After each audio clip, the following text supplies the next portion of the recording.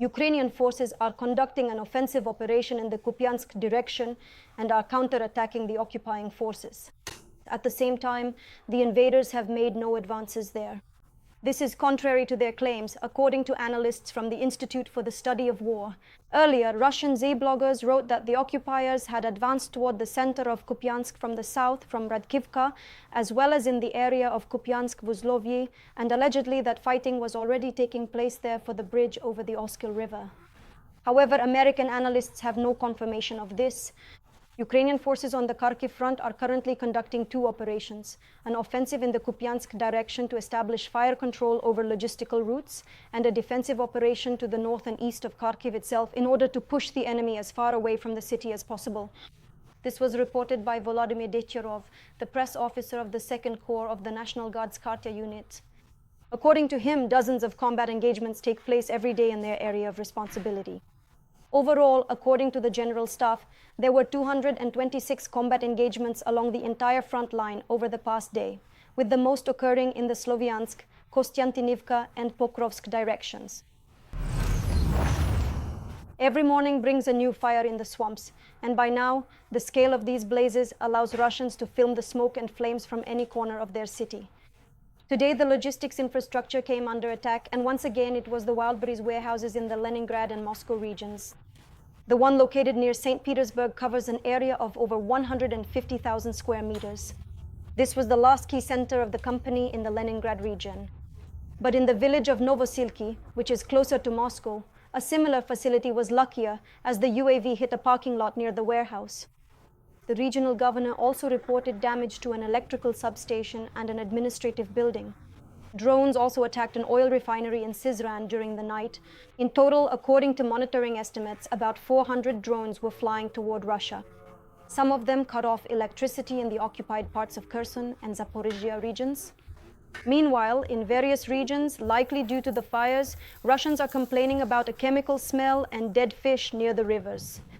The water there has started to change color and is covered with a film of petroleum products. And in Tyumen, because of the toxic water, locals are now only being supplied with drinking water by water trucks.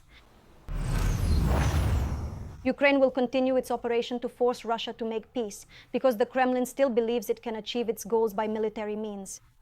This was stated by the head of the President's office, Kyrylo Budanov, on the sidelines of the annual conference of Ukrainian ambassadors. This week marks the end of the 40-day operation to influence the Kremlin, which was approved by President Volodymyr Zelensky. During this time, the defense forces attacked Russian military facilities and oil refineries, resulting in a gasoline shortage in about 50 regions of Russia. Dozens of vessels belonging to the shadow fleet of the aggressor country in the waters of the Azov and Black Seas have been targeted by Ukrainian drones. In the past 2 weeks, logistics warehouses of the Wildberries marketplace have been burning across Russia. Meanwhile, Russia has also intensified its missile raids, including the use of ballistic missiles. Budanov also commented on the recent statement by US Secretary of State Marco Rubio that Washington intends to step up efforts toward a peaceful settlement. According to the head of the Office of the President of Ukraine, the Americans will try to find out how feasible this dialogue is at the moment, because Russia still believes it can achieve its goals by force. So far, I see that they believe they can achieve their goals by military means. This is a false assertion, and all these years have proven it. For them, the war is essentially at a dead end. Yes, there are some combat operations with advances and without advances. There are our advances and there are their advances. Strategically, it has long been at a dead end. They are planning a mobilization for the fall. For what purpose? For Donbass? Please, don't rush. Not a museum exhibit, but a combat vehicle that is still effectively destroying the enemy. The BM-21 Grad, with the call sign Nautilus, which for more than half a century has remained a formidable weapon in the hands of the artillerymen of the 148th Air Assault Brigade. Despite its venerable age and the threat from drones, this 15-ton landship continues to strike the occupiers from open positions. And when it came under attack itself, the crew not only evacuated the damaged vehicle, but also rescued their fellow soldiers along the way. About the people who prove that in war the main thing is not the age of the equipment, but the skill of those who operate it. More on this in the report by TSN correspondent Daria Nazarova.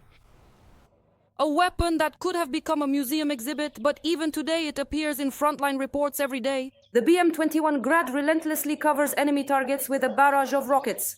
The soldiers have just returned from morning firing exercises. They've hidden the vehicle in a revetment away from prying eyes. Every single day and every single night, we find ourselves on adventures. The Grad is driven by Nemo. His vehicle also has a call sign, Nautilus. I had never driven trucks, never in my life. The guys taught me, showed me how to shift gears, and after that, everything just went on its own. At first, I drove a Zil, and now this one is a Ural. At the front, the man fought in the infantry since 2022, so he knows how important fire support from comrades is on the front line. We have constant shelling. There wasn't even a pause. There were no breaks at all. Mines, shells were falling, everything. So they started targeting it. When the Grad fires for half an hour, no one shoots. Half an hour. That's our breather. There, we take care of our own things, dig in a little, or even just have a smoke. When we hear our guys firing, it immediately gets 100% easier for us. Due to the abundance of enemy drones along the front line, most brigades are forced to hide their Grads in forest belts. Nautilus carries out combat missions in open terrain, striking targets under extremely difficult conditions. Mainly it targets ground infantry, armored vehicles, and various types of protective shelters. Its effectiveness lies in the fact that it fires a salvo very quickly, launches its rockets very fast. If the target is specific and we know for sure that we'll hit it, we can fire all 40 rockets at once and it will be very effective. A salvo takes about 20 seconds. All 40 rockets are launched at once and cover an area of more than 2 hectares. The artillerymen themselves have also come under attack from enemy drones more than once. As they say, luck saved us from death. We were hit by about 3 FPV drones, after which we still managed to drive more than a kilometer. One of our wheels came off completely. We drove on just the rim. At night, while evacuating a damaged Grad, the artillerymen of the 148th Air Assault Brigade rescued their fellow soldiers from a burning vehicle on the road. That was us. We were already coming back from the second trip, heading home. Yeah, they were shouting out, "Stop!" because they had just been hit by an FPV drone. "Come over here, guys. Where are you?" Everyone survived, only the driver hurt his leg. So the FPV drone must have hit from his side. The guys mostly work during the day, but there are also night missions, which make things much more dangerous. When the vehicle fires, the launcher heats up. Plus, the engine is hot, and in a thermal imager, well, when a drone is flying with a thermal camera, it's very easy to spot. During the day, we can see things visually, but at night, we can't see anything when something is flying. The Nautilus doesn't stand idle for long because coordinates have come in for a concentration of enemy infantry that our drone operators can't reach. So the Grad is getting ready for another mission. The target is too far, so we're heading to the most dangerous and closest firing position to the enemy. We can't get there right away. We stopped because of the FPV threat. FPVs appeared, and not just one. And there's a Molnia flying near them. 4 FPVs and 1 Molnia. It's not easy to hide a 15-ton vehicle. In summer, the so-called greenery really helps. As soon as we're allowed to move out, we rush to the position. 40 seconds to aim, and the first 3 rockets are launched at the occupiers. Now we should be able to deliver a proper salvo because there were 2 ranging shots. How many? 14, fire. I have received that loud and clear. We have discharged our weapons and are now making a rapid departure from our current position.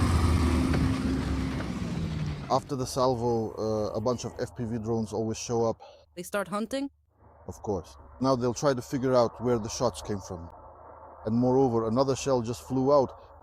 Back at the site, the guys are once again servicing the Grad and loading the next batch. They say the rockets hit the target. We were specifically aiming to strike a large concentration of both military equipment and personnel. So the target was selected with a high degree of precision, and we executed the entire operation with remarkable speed. After just one minor adjustment, we were able to successfully neutralize the intended objective.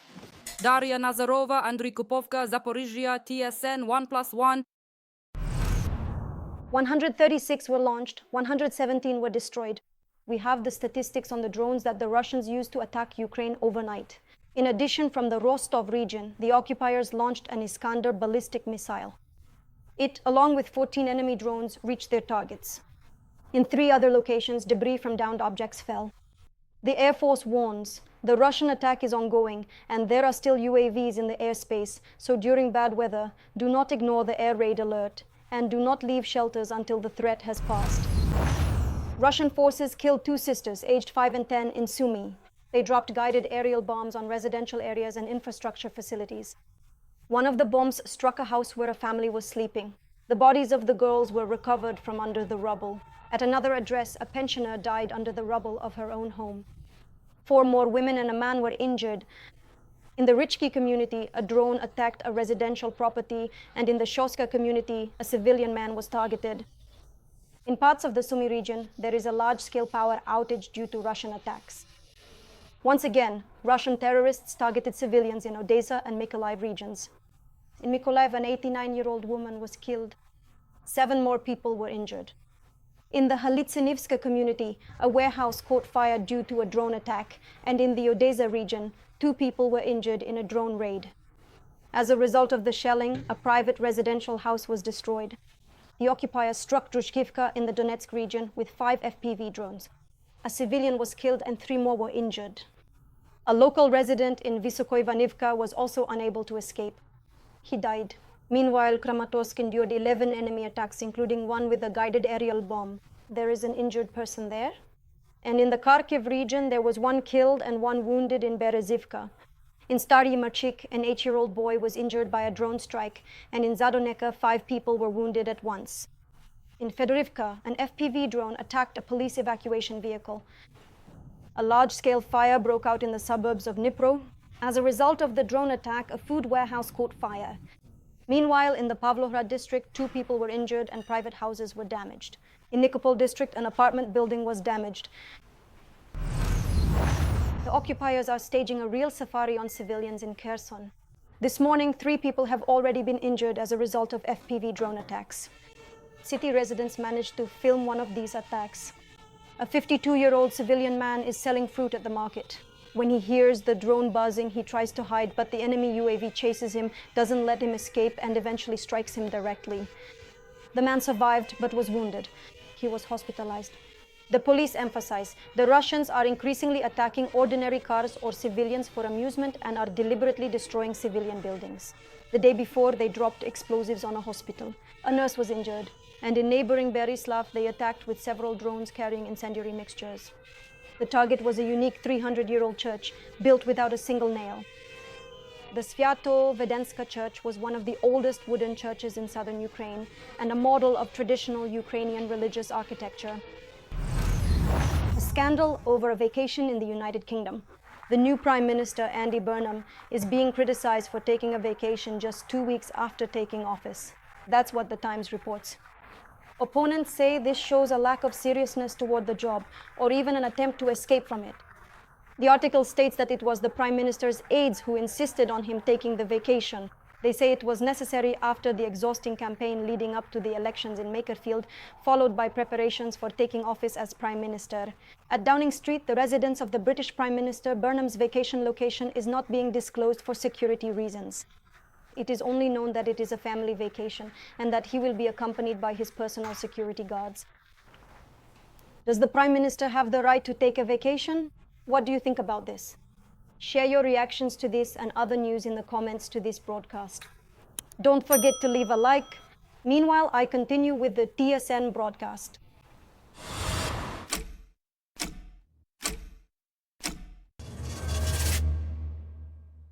A 40-degree heat wave has hit Europe.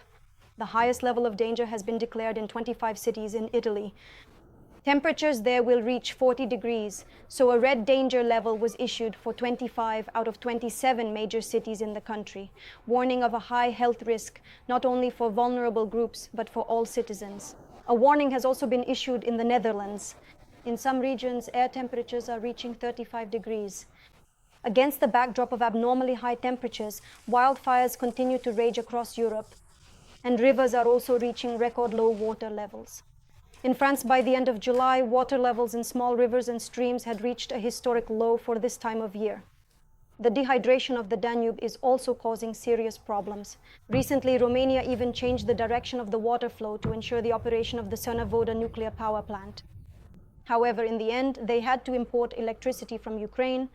Hungary is also struggling with the same natural disaster, as its only nuclear power plant, Pax, is also at risk of shutdown because the water level in the main river is too low. Moldova is introducing electricity saving measures due to the low water level in the Dniester.